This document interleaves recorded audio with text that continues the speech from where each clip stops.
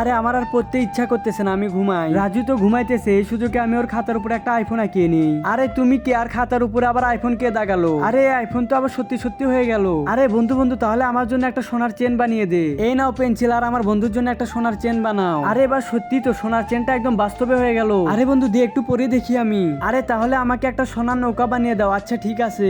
আরে এবার সত্যি তো, এটা তো বাস্তবে হয়ে গেল। এখন তো আমরা তিনজনে অনেক বড় লোক হয়ে যাব, তাড়াতাড়ি চল। আরে দাঁড়াও, আমাকে নিয়ে যাও তোমাদের সাথে।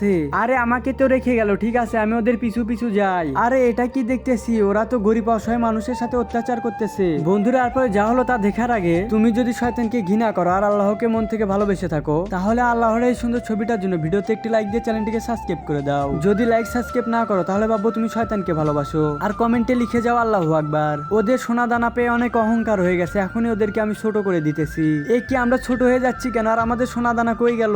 আসলে বন্ধুরা টাকা পয়সা হলে বেশি অহংকার করা ঠিক নয়।